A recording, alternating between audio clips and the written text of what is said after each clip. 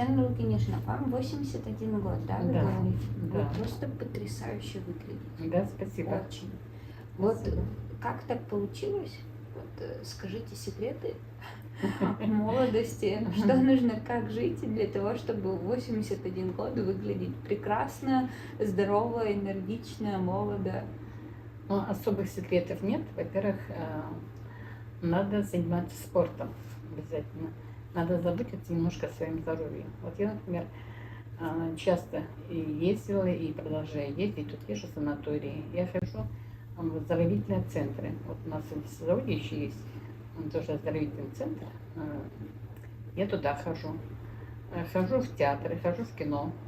Я до своего времени везде общаюсь со всеми, с людьми. Это дает очень большую энергию, когда заряжаешься именно от людей, когда узнаешь о них, они узнают о тебе, мы делимся, мы поем. Вот здесь я встретилась здесь с девочками, примерно моего возраста. И мы с ними пели, ходили на дискотеки. Вот здесь у нас вообще очень хорошо принимали и очень активно. Тут у нас есть, развлекали у нас Карина.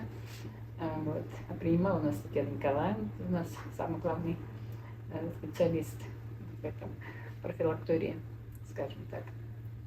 И вообще очень интересно. Вот сюда стоит приехать и вообще здесь оздоравливаться. Очень много процедур всевозможные, и души, и шако, и циркулярные, и ванны, и парафин, и питание хорошее. Питание диетическое, если кому-то надо, кто болен сахарным диабетом, у них тоже отдельный стол. Вот. А вы каким-то спортом профессионально занимаетесь? Я занималась в свое время гандболом, мне был, когда я училась на Украине. Вот. А так у меня муж был спортивным тоже. Мы ходили на лыжах, у меня разряд по теннису настольному. И благодаря вот мужу мы с ним ходили и на волейбол, на все соревнования, смотрели на хоккей, на свежем воздухе, болели с нашу команду. Вот. И дети у меня тоже спортивные. У меня старшая дочь мастер спорта по фигурному катанию. Здесь раньше было развито фигурное катание. Младшая дочь у меня разрядница по настольному теннису тоже. Вот. Ну и вообще она выступала, потому что когда училась в школе, выступала во многих видах спорта за школу, там и легкая атлетика, и лыжи, и все в общем. Тоже спортивная семья, скажем так. А кем вы работали? Я работала в потребной операции в Коми Леспотребсоюзе. Чем он занимался? Это торговля по всей республике. По всей республике, то есть у нас были магазины потребной операции, которые обеспечивают районы, центры, села продуктами, вещами. Так что у нас это была очень крупная организация. Там у нас больше 1000 человек было в одной системе. Потребсоюз у нас было человек 300. А чем вы занимались? Я была старший товаровед. А вы сколько лет там проработали? Я проработала там 39 лет. Я была там инженером, была товароведом, старшим товароведом. Я даже представить не могу, как это работает. 39 лет там проработала. Даже 9 не могу представить. Раньше мы очень ездили часто в командировки, и командировки были длительные. Где-то были дней на 10, пока у нас там был, пока там не выполнили эту памятку. Там у нас общепит, торговля, заготовки. Пока мы все эти планы не выполним, мы из района не выезжали. Поэтому где-то, может быть, семья, может, в какой-то степени жертвовала в том, что, не видела, может, часто меня, в частности, маму, но, тем не менее, у меня благополучные дети и благополучная была семья. К сожалению, муж ушел рано, 67 лет, уже его давно нет. Вы не хотели второй раз выйти замуж? Нет. Второго раза у меня даже не было мысли, что выйти второй раз замуж. А друга завести? Нет. Но у меня был друг. Был один товарищ в нашем доме, что тоже ушел. Мы с ним просто ходили в драмтеатр, мы жили в драмтеатр. Ушел, в смысле, умер? Да, ушел в небеса. И поэтому после этого больше нет никаких друзей. Но у меня очень много подруг есть. У меня подруги, я к ним езжу на дачу, отдыхаем там, собираем ягодки. А Как вы относитесь к смерти? Ну, вот вы говорите, ушел, что вот, ну, не умер, да, а ушел. Ну, во-первых, к этому относиться как нужно. Мы все здесь гости на этой земле, поэтому это рано или поздно должно было случиться. Единственное, что с кем-то раньше, с кем-то позже, вот это, конечно, плохо. Лучше бы мы там вместе ушли. Вместе мы прожили столько 7 лет, поэтому, конечно, там хотели отметить еще свадьбу. Золотая, по-моему, 50 лет. Вот, а мы с ним прожили где-то 48 лет, наверное. Нам это было. Мы планировали свадьбу, но не суждено было. Уехать вместе. Вот так. У вас есть что-то, о чем вы жалеете в этой жизни? Жалеть, по-моему, ни о чем не жалею. Все было нормально, все было хорошо. Все так, как я почему-то хотела. Так и случилось. У меня 2 детей, у меня 3 внуков. В общем, все нормально. А о чем вы мечтали в детстве? Я мечтала путешествовать, что я осуществила свою мечту. Я очень много ездила. Это было на Кипре была, раз 15 в Турции была, в Эмиратах. Вау. Да, потом была в Тунисе. Страна я объехала. Вы просто отдыхать ездили туда, да? Просто ездили отдыхать. Круто. Мгм. А так еще, кроме того, меня с работы прислали пионерский лагерь, раньше были пионерские лагеря, ну, потом лагеря отдыха. Я проработала 8 лет начальника пионерского лагеря. В Евпатории, далеком, село далекое. Там был наш лагерь. У нас был председатель Некрасов. Он очень относился хорошо к детям. Я раньше не был у нас в лагере. А сейчас у нас, вот потом, когда он появился, у нас он организовал лагерь. Мы там арендовали школу и отдыхали в школе наши дети. И все были очень довольны. Мы сейчас живем в такое время, где у нас там телефоны, смартфон, ну вообще мы можем там картинки, видео, все отправлять друг другу. Мне кажется, что, ну, я, например, буду жить в то время, когда будут космолеты летать. Ну, знаете, пройдет какое-то время, несколько, ну, может, 10 лет, например, или 20, и будут по небу летать, ну, как машины, только другие уже какие-то Вполне устройства. возможно. Да, а вот когда вот ваше детство было, ну, тогда же многие трудно жили. Вы думали вообще о том, что, ну, жизнь будет такой, что там не надо будет какие-то жетончики платить за разговор, что можно будет просто, например, сделать кнопку вызова и позвонить мне? Мы об этом даже не думали. У нас даже в мечтах такого не было. Мы просто ждали коммунизма, что когда все будет бесплатно, но его, к сожалению, не дождались.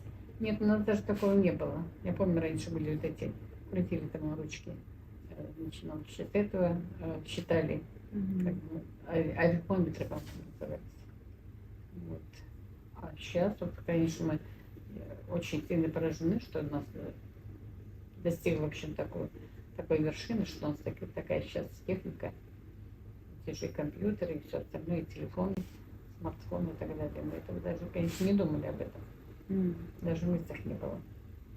Но надеялись на лучшую жизнь. Мы надеялись, конечно, хотелось верить, что жизнь будет лучше, но она сейчас и у нас очень хорошая жизнь, я считаю, неплохая. Да. Ну, вы прожили с мужем 48 лет. Вы можете сказать какие-то секреты отношений? Надо просто быть терпимыми друг к другу.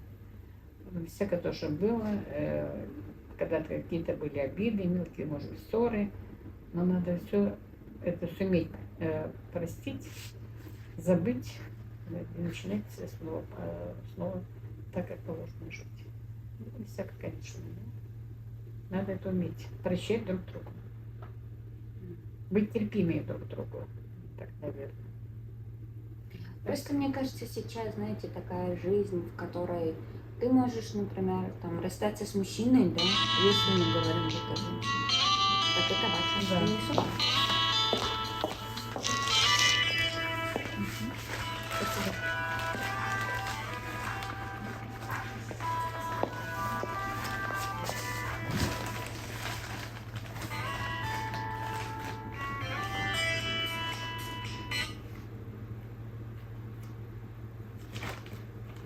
О. Вот это еще. Что я? Мгм. Так. Какой у вас телефон? Нет? Многие, по-моему.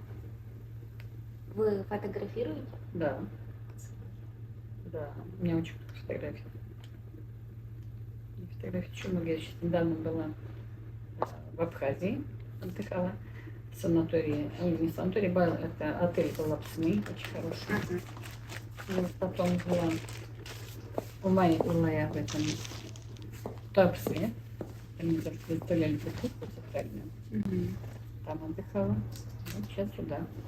Здесь нам дали путевку по детям войны. М. И здесь у нас в основном отдыхают те, кто вот, дети войны. Дети уже возраста, которые. Можно вот спросить по поводу еды?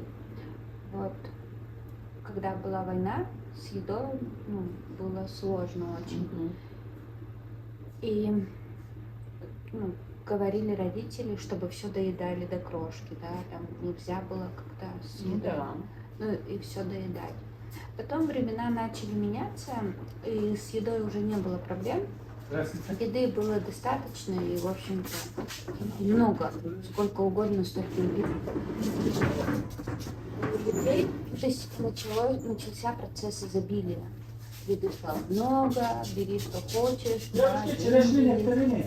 И у многих случилось расстройство пищевого поведения. То есть родители продолжали говорить точно так же, как, например, раньше, что доедайте все до последней крошки, а как бы порции становились уже слишком большие. И люди, получается, толстели, там жирели. И психологи сейчас говорят о том, что ну вот не надо доедать там до последней крошки, там, ешь только то, что вот можешь, остальное, типа, ну, можешь выкинуть, например. Как вы относитесь к еде? Но выбрасывать, например, я, конечно, не сторонник того, чтобы еду выбрасывать. Например, нужно брать столько, сколько ты съешь. Вот зачем брать такое изобилие продуктов или еды, а потом что выбрасывать? Я не сторонник того, чтобы выбрасывать эту еду. Вот. У нас, конечно, вот я помню, когда мы жили в Иркутске, мы стояли в очередь за мукой. У нас такие были очереди, приезжали оленеводы и брали муку. И у меня мама тоже выпекала из муки там всевозможные там шанги и так далее. Но мы очень бережно относились и к продуктам, и к муке тем более, и ну, ко всему прочему. У меня, поскольку были родственники в Печоре, я знаю, родственники, и нам привозили рыбу. У нас была семга, была рыба. В общем, рыба была. Вот а папа работал линейным мастером на связи. И он приносил все время нам дичь. У нас была куропатка, бухари, тетерева. Я считаю, что благодаря этому мы, конечно, жили неплохо. Жили неплохо, но на самом деле воспоминания есть такие, что мы стояли в очереди, у нас потом была длинная очередь, мы были маленькие дети, нас приглашали, чтобы мы еще кому-то стали, чтобы кто-то мог купить еще побольше муки. Вот это я запомнила. Ну, у вас же еще очереди и за одеждой тогда были. Но я, поскольку работала по тем кооперации, я не стояла в очереди. У нас можно было приобрести все, лишь бы были деньги. Вот. Так что я работала в кооперации, там девушка обеспечивала себе продукты и вещи. У вас всегда были деньги? Денег как раз не хватало. Сначала, когда вот нам хотелось что-то купить, мы должны были накопить, а потом уже можно было что-то приобрести. Или в кассе помощи брали. У нас такая была касса, существовала касса помощи. На работе там было, допустим, 10 человек.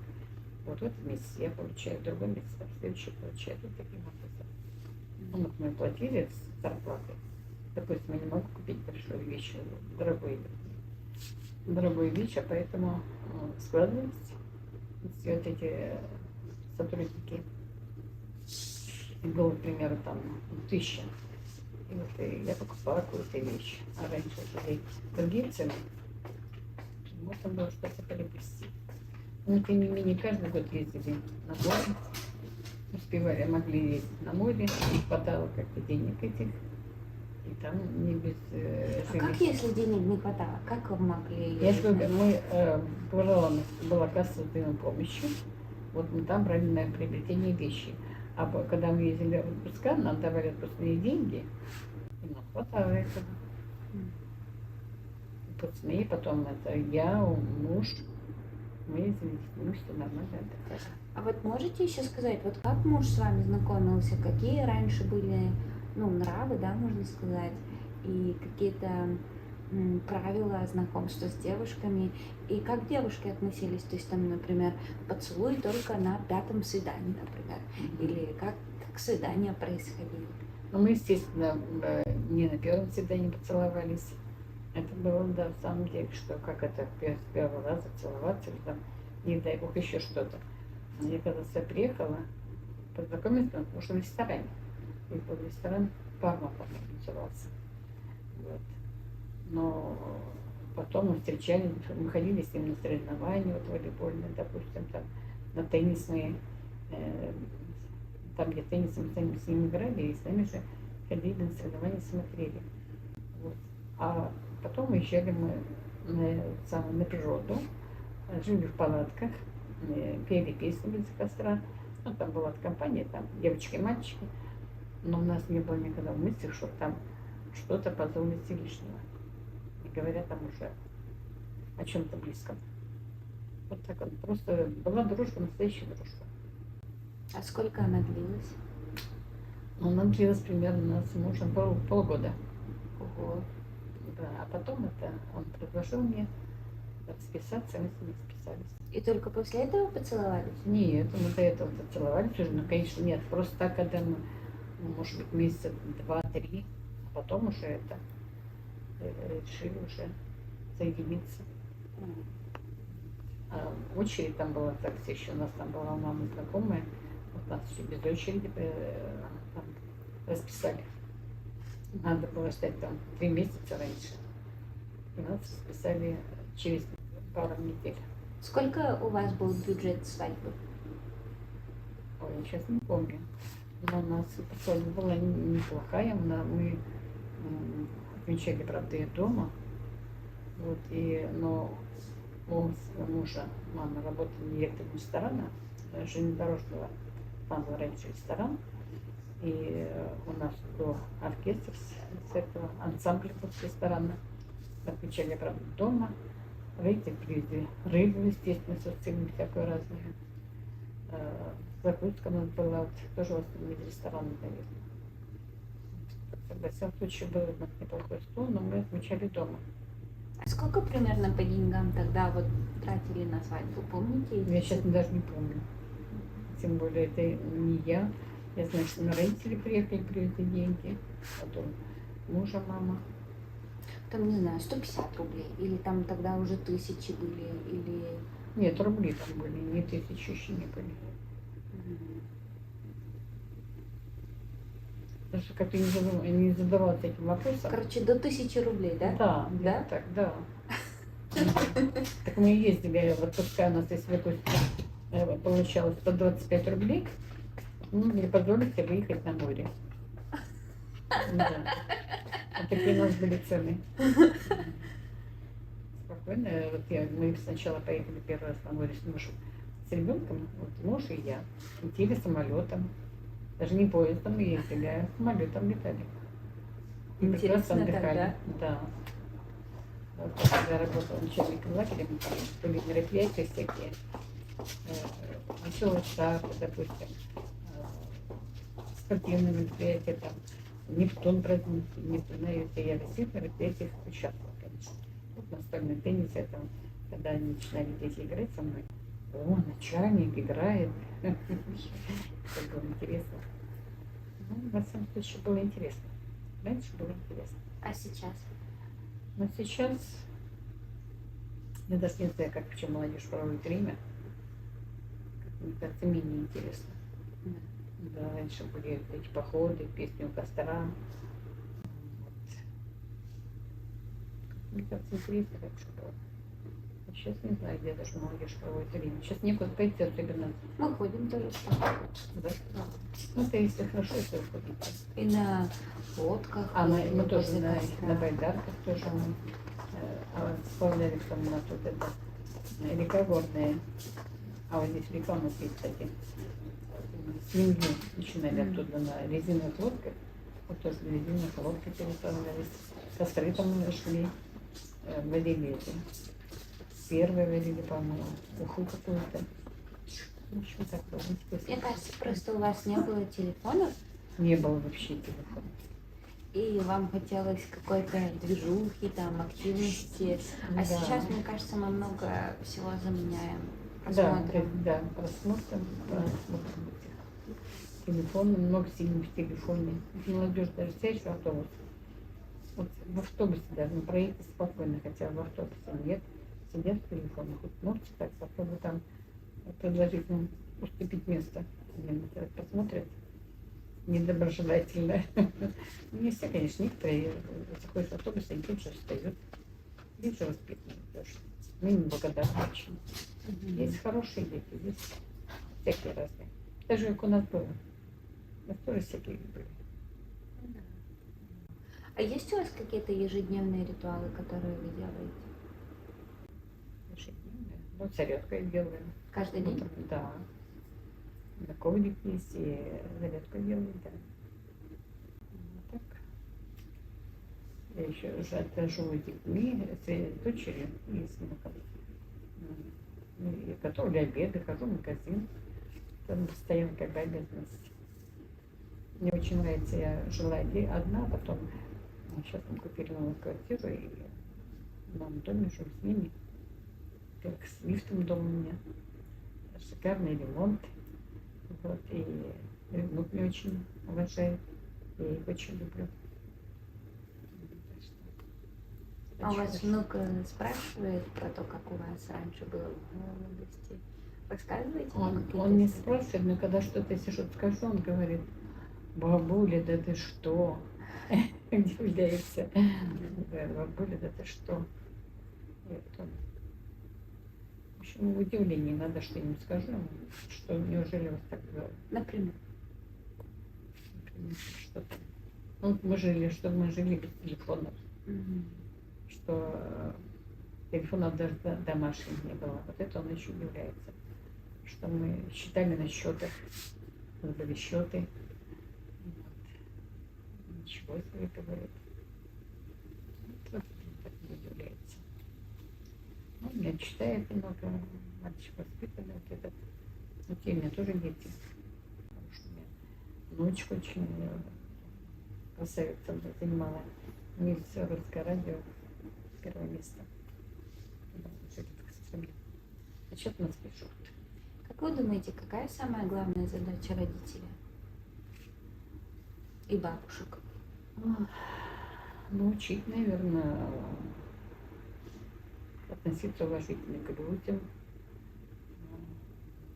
заботиться о здоровье, и о своем, и детей, родителей, естественно. Научиться, чтобы они научились грамоте, чтобы была у них цель какая-то в жизни.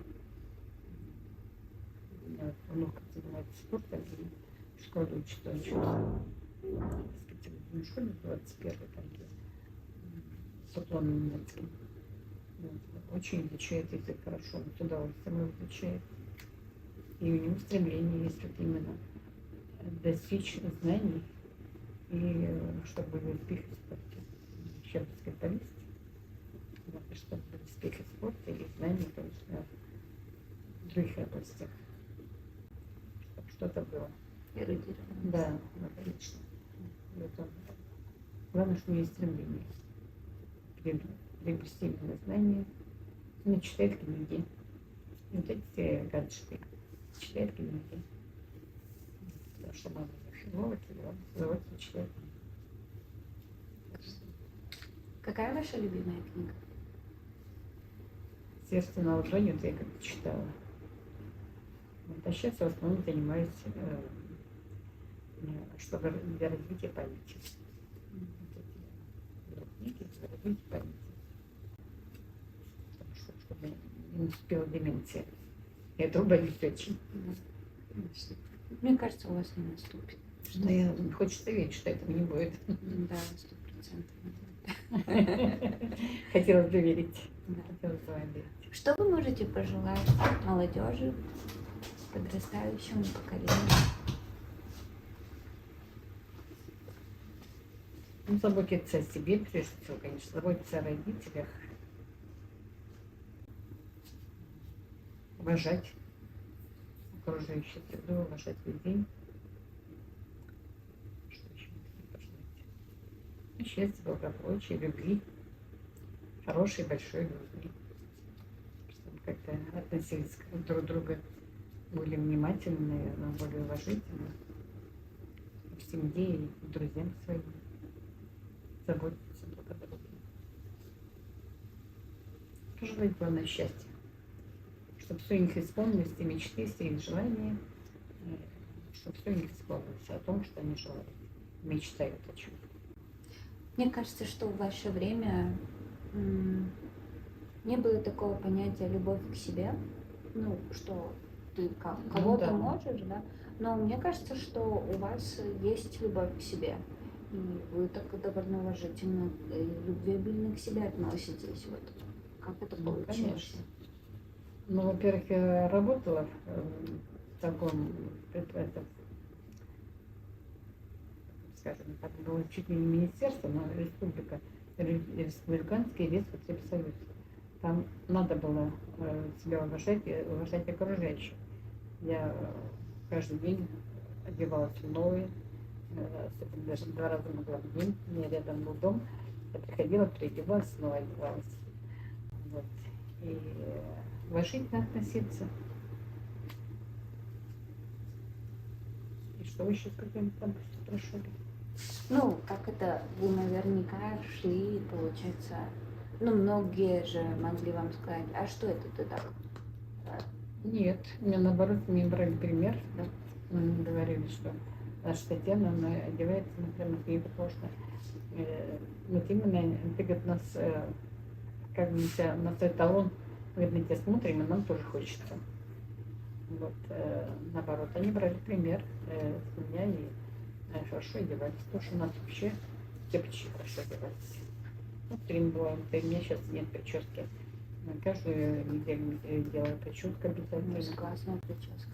У меня были маникюр у вас классный. шиньончики были и так далее. Да. За собой я привыкла следить. Я не могу себе позволить даже выйти в магазин в неухоженном виде. Поэтому надо как-то... Мне все и дети, и внуки, все мне очень к этому относятся очень серьезно. Одеваются модно, все хорошо. Сейчас, тем более, есть возможность. Да и раньше у нас все время была возможность. Я так что хотела, приобрести. Так что сейчас, тем более, иметь только деньги, надо заработать, и все можно купить. У вас хорошая пенсия? У меня, да. У меня, поскольку я по возрасту, еще у меня инвалидность есть, где-то в пределах 45. Круто. Все нормально, да. Я очень довольна, все хорошо. Мне с вами было вообще безумно интересно, Да, безумно спасибо. приятно с вами было поговорить. И вы вообще такая удивительная женщина. Спасибо вам Да. тоже. Спасибо вам. Спасибо. Да,